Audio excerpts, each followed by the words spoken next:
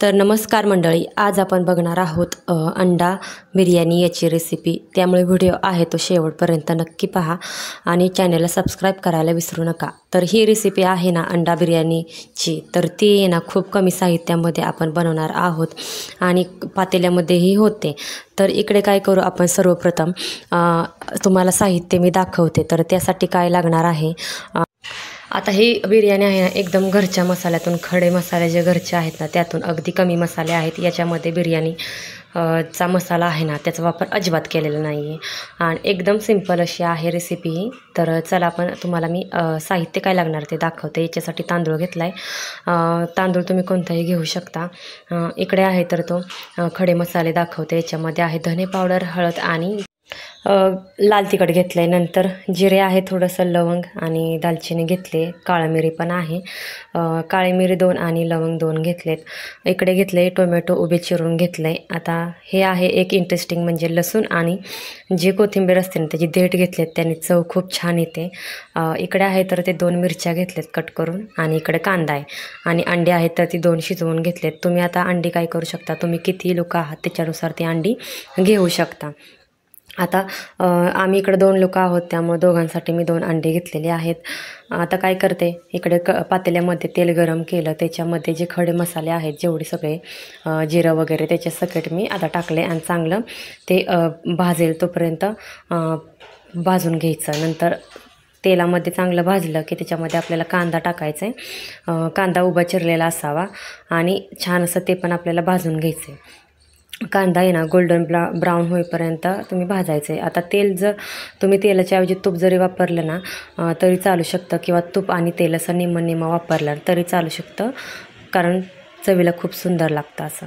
नंतर ते झालं की त्याच्यामध्ये मिरची, कांदा भाजला की त्याच्यामध्ये टोमॅटो आणि मिरची टाकायची आणि चांगलं ते हलवून घ्यायचं आणि चांगलं भाजलं की तेल वगैरे सुटतं बघा, टोमॅटो असं गळल्यासारखं होतं की लगेच त्याच्यामध्ये कोथिंबीर आणि लसणाची पेस्ट बनवलेली ती टाकून घ्यायची, चांगलं मिक्स करून घ्यायचं।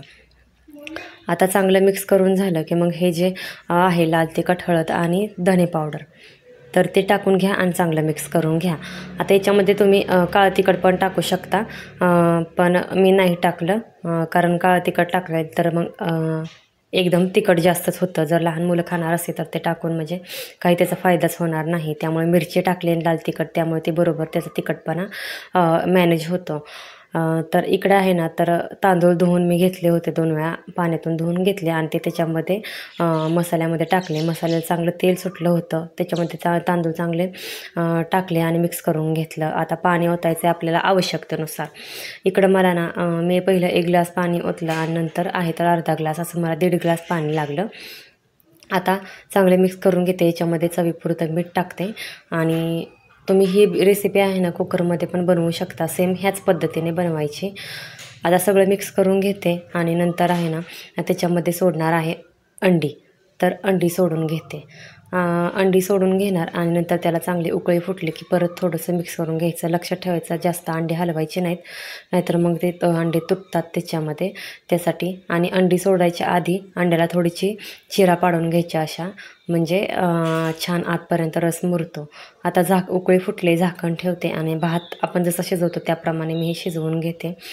याच्यामध्ये एक्स्ट्रा पाणी टाकायची गरज नाही। आता इकडे काकडी पण छान मी कट करून घेतले, कांदा पण कट करून घेतला आहे आणि आपली मस्त अशी झटपट बिर्याणीची रेसिपी तयारी झालेली आहे, ती पण अगदी कमी साहित्यामध्ये। आणि एकदम आपला राईस आहे ना तर तो एकदम सुट्टा झालेला आहे, तुम्ही बघू शकता। एक्स्ट्रा याच्यामध्ये मसाले टाकायची अजिबात गरज पडली नाही।